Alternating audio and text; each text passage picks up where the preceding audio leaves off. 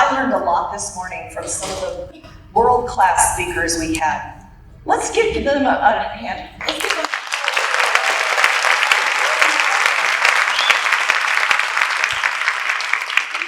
They come because we asked them to. Actually, they're not being paid millions of dollars to be here. They're giving us a whole weekend. So I think that speaks to their commitment to changing the narrative around health in this country. So if you walk away and you're doing your cardio, your brisk walk, and you need something to keep you going, you just remind yourself that you are not the victim of the passage of time. And that by investing in your health every single day, you're not only fitting into your little black dress, which I frankly don't care if you ever fit into. I care that your heart is healthy, that you are full of muscle, that you are recomposing our bodies to the amount of adipose tissue that we need, but not more than we need, right? We are not the victims of the passage of time. And so this afternoon, we are going to give you the tools from some of this country's and Canada's best lifestyle experts. Because I call what we're going to learn this afternoon becoming unbreakable. I'm an orthopod. I usually have a big femur that I carry around. I do not want you to break, but it's more than bones. It's your physical body. It's your brain. We're building physical and mental resilience so that we can go strong, live long, and age with power. So I've talked about this before.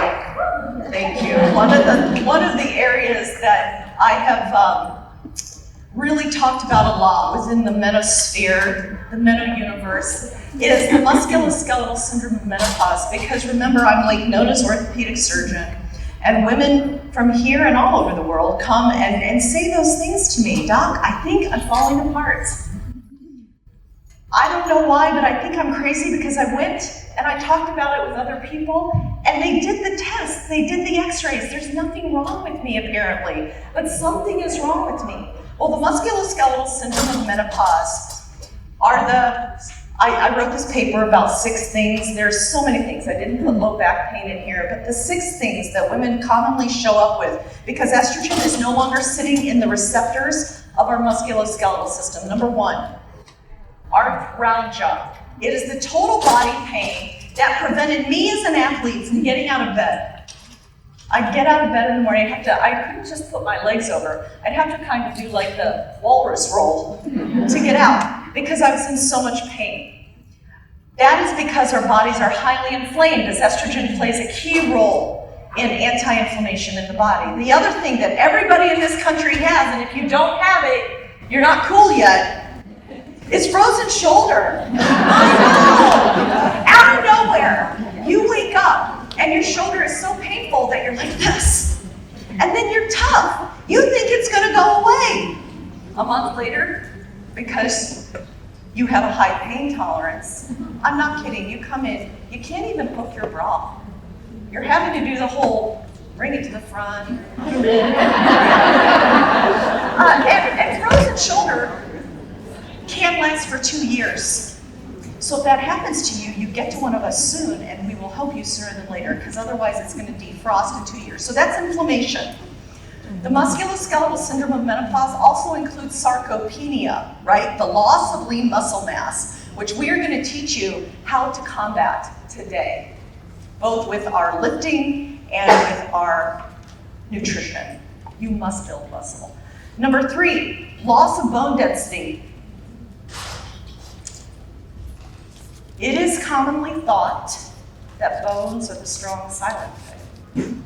Hanging out in the corner, just connecting the muscle, which otherwise would be a quivering mass of tissue, so that you can move. But in fact, bones are metabolically very active organs. So not only do they provide structure to you, not only do they provide all the minerals your body needs for all the other metabolism, but bone secretes hormones that go to your brain and help you make a growth factor of your brain. It goes to your muscles and to your pancreas and helps you control your glucose levels. And if you're a man, if you care about any men, it goes to the testes and will help them make testosterone. So it's not just the silent type hanging out, but in women, When estrogen starts to decline, remember Mary Claire told you that by the time we're 40, we have 1% of our eggs left? That's when your estrogen starts to go haywire, whether you're having periods or not. And that's when you start losing bone density, and you will not know it until you look over at your mother and you realize that she has shrunk. She used to be up to here on me, and now she's down here on me, right? That's because the vertebrae compressed. Maybe you shrunk. Maybe you fractured. 1 in 2 women in this country will have osteoporosis. 70% of all hip fractures happen in women. When you break your hip, 50% of the time you will not return to pre-fall function. You will not get to go home and live in the house where you raised your kids. And 30% of the time you will die. 1 in 2 of us will have osteoporosis. It's either going to be me or it's going to be you. Me or you. It's that granular. Look to the person to the side. One of us is going to have it. But we can totally step in front of it. I know, it's disturbing. Okay, everybody get up. We're going to jump some Yeah. I think Haley was jumping with you this morning. 20 jumps a day will increase the stimulation for you to lay down bone. So that's number 3. We talked about inflammation, sarcopenia, loss of bone density, rapid increase in arthritis. Before 50, men have more arthritis than women. After 50, because estrogen does not sit in the receptors on your cartilage, you will have rapidly increasing arthritis and knee pain out of nowhere, right? I know, everybody can identify with these things. So the musculoskeletal syndrome of menopause, very preventable. You can prevent sarcopenia. You can prevent loss of bone. You can change the trajectory of your inflammation. You just have to know it exists, and you have to step in front of it. Because what are we trying to avoid? Mary Claire talked about this morning. We are trying to avoid frailty. 1 in 3 women in this country will end up in a nursing home due to frailty, because you cannot take care of each other anymore. Let's not let that be this room of people. You can totally get in front of that. So I don't mean to be depressing, but I want to impress upon you that this is an actual problem. I know you don't spend your days looking at x-rays, so I'm going to explain to you what you're seeing. I do, right? On this side, you can come read x-rays with me any day. On this x-ray, I'm going to show you what osteopenia looks like, low bone density. This person has low bone density. It's like ghost bone, shadowy bone, very weak. She has sarcopenia because if you notice, there's some white ribbons along the bone. Her total leg width is this. Her muscle width is this.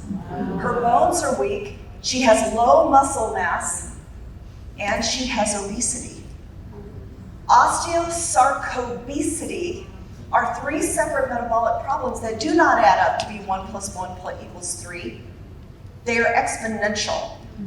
All of these things are avoidable if we step in front of it, right? It's just a matter of knowledge and knowing. So what happens when we live with osteosarcobesity? Or maybe just osteosarcopenia? Or maybe just osteopenia? Well, this happens. This is a hip fracture. Can you see that part of the bone is here? Yeah. Right. This I still take call on Lake Nona. I am a practicing orthopedic surgeon. This is what a hip fracture looks like. And when I go in, I meet you in the emergency room. Dr. Wright, I'm going to help you with your hip fracture today. Or I meet them in their hotel room. It's not a hotel. In their hospital room. Listen. Although if you're in local hospitals, and if you're in Advent's new hospital, it's going to feel like a hotel. That was cute. I meet them in their hospital room. Usually at the bedside is the eldest daughter, right? We take care of our parents. And there she is with her hip fracture in excruciating pain. because you don't feel your bones until they break, and then they're excruciating. She's all crumpled up in the bed in those horrible blue gowns that we put people in where your butt's hanging out, there's no privacy. Crumpled up, because it hurts to pull her up in bed, right? She is incontinent, laying in her own urine because nobody told her about the gynecourinary syndrome of menopause. She has often got so much heart disease that the hospitalists don't know if they can clear her for my 45-minute procedure. It does not take me long to put metal in this hip, but her heart is so bad because we have not stepped in front of heart disease. And finally, she's a touch demented. Maybe because of the stress of her fracture, but often because women have a majority of the Alzheimer's in this country. This is the future of women that I see today, and what propels me to be on this stage with you, because not on my watch.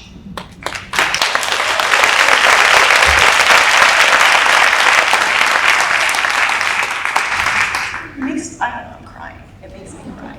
Right? You don't deserve that. You are here to be empowered. So we're back to what's up with you today. So number one, we're going to stop worshiping our 25-year-old selves. And we're going to pivot. We're going to physically pivot to realize that what's to come can be the best years of our lives if we get in front of it, number one. Number two, we are going to dive deep into midlife and menopause literacy like you did this morning. It's only the beginning. You are going to read the books. You are going to become experts. Number three, you are going to learn how to build a lifestyle this afternoon. And number four, our last panel, is to help you decide whether or not HRT is in your toolbox. So today's afternoon agenda are the last two things. If I tell you to do one thing, if you are so frigging busy that you can't invest time in yourself, the thing you must invest in is your muscle mass. This is a study that my group published in 2011, which has got its own life on the internet. I mean, it's out there so much, people don't even attribute it to us anymore. But what you see is an MRI of the muscles of a 40-year-old triathlete. And I'm going to describe for you, these are beautiful, gorgeous muscle architecture. No fatty infiltration, very little peripheral fat. This is a flank steak. And then what happens when we sit around at our desks doing our jobs, working our butts off, taking care of other people for 35 years? We become grossly infiltrated with fat. We lose our muscle architecture. We build big rinds of adipose tissue, which is not just hanging around in inconvenient places. It is a noxious metabolic organ that will kill us and contribute to cancer, people. But what happens if we invest every day in our mobility and we lift, like Dr. Estelle is going to show us how to do? We can maintain our lean muscle mass. This is not a hopeless journey. You have the power to step in front of your own lifestyle. And I show you my friend Susan, who is often here with us at my 3-time-a-year retreats called Midlife Mastery. Lots of you have asked me about it. February, May, October this year. Susan comes as our inspiration because Susan, at 63 during COVID, decided that this was not the life she wanted to live. She didn't recognize herself. She knew she could be healthy, vital, active, joyful, so she did the hard things. She just started lifting weights. She started base training with zone 2 and a little bit of sprinting, which we'll talk about today. She got in control of what she ate, recognizing that food is fuel. It's not pleasure. It can be, but it's really fuel. And at 60, this took her 1 year to do this. Now, you don't have to go compete in bodybuilding like she did, but it just shows you that we are capable of completely transforming our health if we invest in ourselves every day. And she was 63, she chose to do this without the benefits of hormone replacement therapy. So even without that anabolic stimulus, she could make profound changes. So this afternoon is all about developing an unbreakable lifestyle so that you can live long, go strong, and age with power. I can't wait to hear you.